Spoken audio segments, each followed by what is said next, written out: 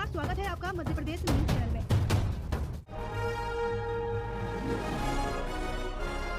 दोस्तों, स्वागत है आप सभी का। इस वीडियो में जानेंगे मध्य प्रदेश विधानसभा चुनाव का सर्वे। इस बार मध्य प्रदेश में किस पार्टी को कितनी सीटें मिल सकती हैं, कौन सी पार्टी अपनी सरकार बना सकती है, क्या भाजपा यहां पर फिर से अपनी सरकार बना सकती है या फिर इस बार कांग्रेस अपनी सरकार बना सकती है। इस वीडियो में सर्वे देखेंगे, तो वीडियो को लाइक करना और ऐसे ही वीडियो देखने के लिए चैनल को अभी सब्सक्राइब कर लीजिए। और सबसे पहले कमेंट करके बताइए आपको क्या लगता है किस पार्टी की सरकार बन सकती है इस बार। कमेंट करके अपनी राय जरूर दीजिए कमेंट बॉक्स में। दोस्तों, मध्य प्रदेश में कुल 230 विधानसभा सीटें हैं और यहाँ पर किसी भी पार्टी को सरकार बनाने के लिए 116 सीटों की जरूरत होती है। जिस पार्टी के पास 116 सीटें होंगी वह मध्य प्रदेश में अपनी सरकार बना सकती है। अभी की बात करें तो यहाँ पर अभी भाजपा की सरकार है। हालांकि 2018 में यहाँ पर विधानसभा चुनाव हुए थे, तब यहाँ पर कांग्रेस की सरकार बनी थी और कमलनाथ यहाँ के मुख्यमंत्री बने थे। लेकिन 2020 में ज्योतिरादित्य सिंधिया कांग्रेस से भाजपा में शामिल हो गए और फिर यहाँ पर भाजपा की सरकार बन गई। अभी यहाँ पर बीजेपी की सरकार है और कमलनाथ सिंह शिवराज सिंह यहाँ के मुख्यमंत्री हैं। तो चलिए अब देखते हैं 230 विधानसभा सीटों का सर्वे। इस बार किस पार्टी को कितनी सीटें मिल सकती हैं। सबसे पहले बात करते हैं भिंड जिले की। यहाँ पर 5 सीटें हैं और इन 5 सीटों में से बीजेपी को 2 सीटें मिल सकती हैं, जबकि कांग्रेस के खाते में 3 सीटें जा सकती हैं। वहीं अगले जिले की बात करें, अगला जिला है मुरैना। यहाँ पर 6 सीटें हैं। इन 6 सीटों में से 3 सीट भाजपा को मिल सकती हैं, 3 सीट कांग्रेस के खाते में जा सकती हैं। वहीं बात करते हैं श्योपुर की 2 सीटों की, तो ये दोनों सीट भाजपा के खाते में जा सकती हैं। अगले जिले की बात करें, अगला जिला है ग्वालियर। यहाँ पर 6 सीटें हैं और इन 6 सीटों में से 2 सीट भाजपा को मिल सकती हैं, 4 सीट कांग्रेस के खाते में जा सकती हैं। वहीं दतिया जिले की बात करें, यहाँ पर 3 सीटें हैं। इन 3 सीटों में से 2 सीट बीजेपी को मिल सकती है, जबकि 1 सीट कांग्रेस के खाते में जाती दिखाई दे रही है। वहीं बात करते हैं शिवपुरी की। यहाँ पर 5 सीटें हैं। इन 5 सीटों में से 1 सीट बीजेपी को मिल सकती है, जबकि 4 सीट यहाँ पर कांग्रेस के खाते में जा सकती हैं। गुना की बात करें तो यहाँ पर 4 सीटें हैं। इन 4 सीटों में से 1 सीट भाजपा को मिल सकती है, 3 सीट यहाँ पर कांग्रेस के खाते में जाती दिखाई दे रही हैं। वहीं बात करते हैं अशोकनगर की। यहाँ पर 3 सीटें हैं और ये तीनों सीट कांग्रेस के खाते में जा सकती हैं। इस बार यहाँ पर भाजपा को बड़ा नुकसान हो सकता है। सागर की 8 सीटों की बात करें तो इन 8 सीटों में से 2 सीट भाजपा को मिल सकती हैं, जबकि 6 सीट यहाँ पर कांग्रेस के खाते में जाती दिखाई दे रही हैं। वहीं बात करते हैं टीकमगढ़ की 4 सीटों की, तो इन 4 सीटों में से 2 सीट भाजपा को मिल सकती हैं, जबकि 2 सीट कांग्रेस के खाते में जा सकती हैं। वहीं निवाड़ी जिले की बात करें, 1 सीट है और ये 1 सीट कांग्रेस के खाते में जा सकती है। वहीं बात करते हैं छतरपुर की 6 सीटों की, तो इन 6 सीटों पर कांग्रेस का इस बार जीत हो सकती है, कांग्रेस का कब्जा हो सकता है। यहाँ पर भाजपा को बड़ा नुकसान हो सकता है। वहीं बात करते हैं दमोह की। यहाँ पर 4 सीटें हैं और ये चारों सीट कांग्रेस के खाते में जा सकती हैं। वहीं पन्ना जिले की बात करें, यहाँ पर 3 सीटें हैं। इन 3 सीटों में से 1 सीट भाजपा को मिल सकती है, 2 सीट कांग्रेस के खाते में जा सकती हैं। सतना की 7 सीटों की बात करें तो इन 7 सीटों में से 2 सीट भाजपा को मिल सकती हैं, 5 सीट कांग्रेस के खाते में जा सकती हैं। वहीं रीवा जिले की बात करें, यहाँ पर 8 सीटें हैं। इन 8 सीटों में से 2 सीट भाजपा को मिल सकती हैं, 6 सीट यहाँ पर कांग्रेस के खाते में जा सकती हैं। सीधी जिले की बात करें तो यहाँ पर 4 सीटें हैं। इन 4 सीटों में से 2 सीट बीजेपी को मिल सकती हैं, जबकि यहाँ पर 2 सीटें कांग्रेस के खाते में जा सकती हैं।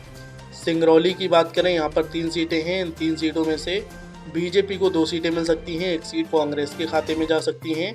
वहीं बात करते हैं शहडोल की 3 सीटों की, तो इन 3 सीटों में से 2 सीट भाजपा को मिल सकती हैं, 1 सीट कांग्रेस के खाते में जा सकती है। अनूपपुर की 3 सीटों की बात करें तो इन 3 सीटों में से 2 सीट भाजपा को मिल सकती हैं, 1 सीट कांग्रेस के खाते में जा सकती है। वहीं अगला जिला आता है उमरिया। यहाँ पर 2 सीटें हैं और इन 2 सीटों में से 1 सीट भाजपा को मिल सकती है, 1 सीट कांग्रेस के खाते में जा सकती है।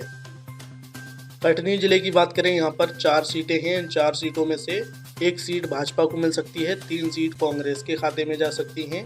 वहीं बात करते हैं जबलपुर की 8 सीटों की, तो इन 8 सीटों में से बीजेपी को 2 सीटें मिल सकती हैं, जबकि 6 सीट यहाँ पर कांग्रेस के खाते में जाती दिखाई दे रही हैं।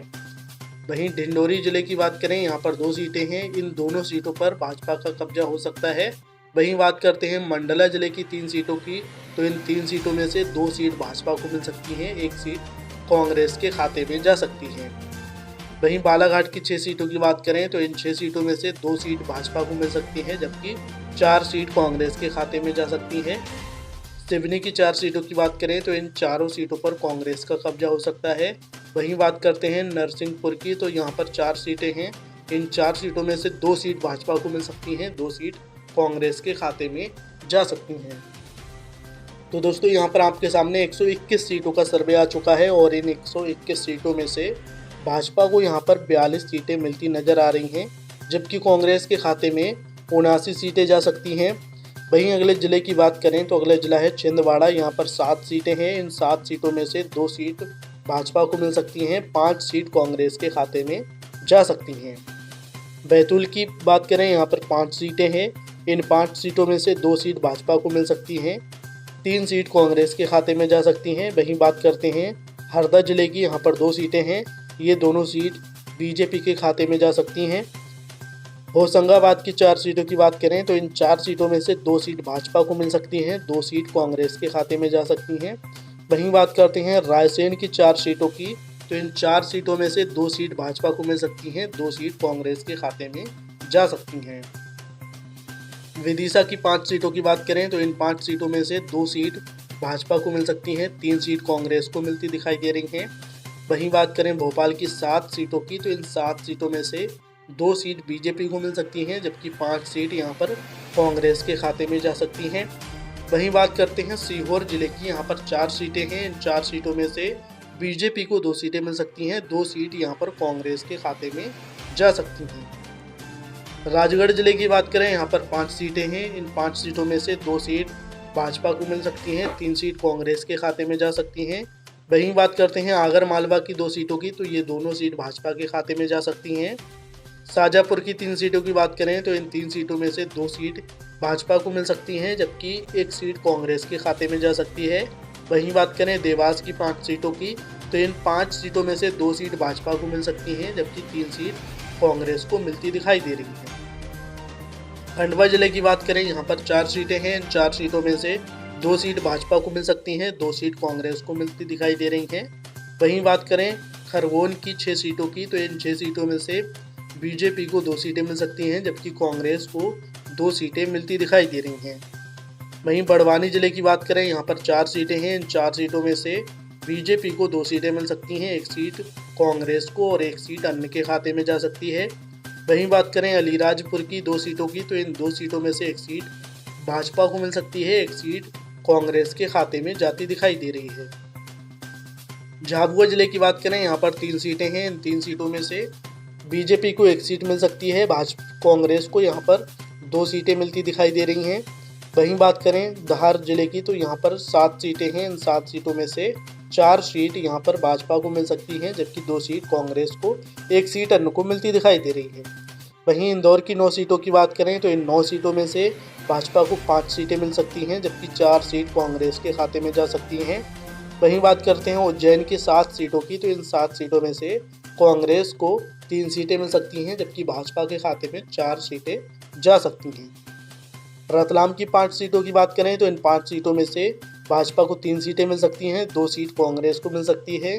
वहीं बात करें मंदसौर की 4 सीटों की, तो इन 4 सीटों में से 2 सीट कांग्रेस को मिल सकती हैं, 2 सीट भाजपा के खाते में जा सकती हैं। वहीं बात करते हैं नीमच की 3 सीटों की, तो इन 3 सीटों में से बीजेपी को 1 सीट मिल सकती है, जबकि 2 सीट यहाँ पर कांग्रेस के खाते में जाती दिखाई दे रही हैं।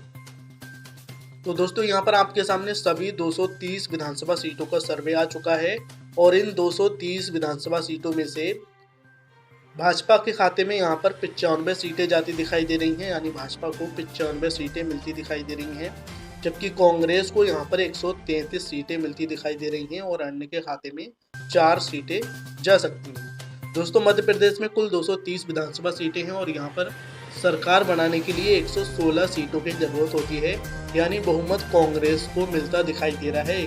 इस बार यहाँ पर कांग्रेस की सरकार बनती दिखाई दे रही है। तो आपको क्या लगता है, क्या कांग्रेस की यहाँ पर सरकार बन सकती है या फिर फिर से यहाँ पर भाजपा अपनी सरकार बना सकती है? कमेंट करके ज़रूर बताइए और इस वीडियो को लाइक कीजिए, शेयर कीजिए, चैनल को सब्सक्राइब कर लीजिए ऐसे ही वीडियो देखने के लिए। धन्यवाद।